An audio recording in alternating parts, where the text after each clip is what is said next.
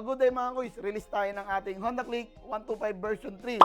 So meron pala tayong naging problema mga kuys, mga nakaraan nagkaroon tayo ng release ng mga unit at hindi natin na i-upload gawa ng yung ating 10X Moto Service. Ito, nagkaroon ng problema.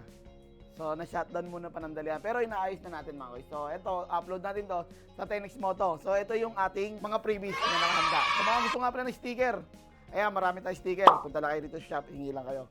So ito yung mga previous natin. So ayun. Ito nga pala si Kuya, yung ating kumuha ng ating Honda Click version 3 2024 model. Yung pangalan pala, taga saan? EJ, Caloocan, Bagong Baryo. Bagong Baryo. Ayan, baka may mga gusto kong batiin sa Bagong Baryo. Shoutout sa mga kainuman ko lagi. So ito pala, kaibigan ko pala natin ito mga kuys, no?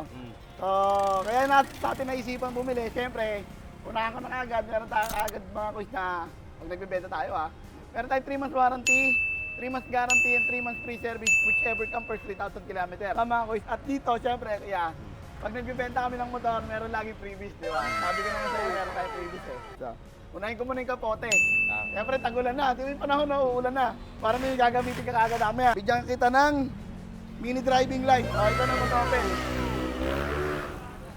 Kung ano yung mini driving light na yan. Kung gano'ng aganda. Ano? Di ba? Pinampi-previous lang natin yan mga kuys.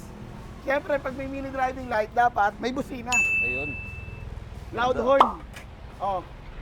Di ba? Engine oil. Gear oil. Oy. Di ba? Tapos, bigyan na rin kita ng bagong helmet. Ayan. Ito na yan. Yung mga previous natin. Solid. Yeah. So nakakita ka na ba ng nagbebenta ng second hand unit na may warranty, may freebie, tapos may 3 months guarantee pa? Ito lang yan sa 10X. Ayan. Mare-recommend mo pa sa mga kaibigan natin niya? Ito na bumili ng mga second hand unit na motor.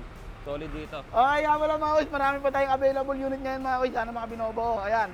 Nakakalat lang. No? So, sublocated tayo mga kuys sa 7 Avenue, Corner de Aquino, Caloocan. At sa Manila naman sa mga magpapagawa, 2264 Dimasalang Street or search sila 10X Moto Manila. So yun, maraming salamat kay Kuya at ingat sa pag-uwi. At syempre, alam nyo na walang iba. 10X lang, saka lang.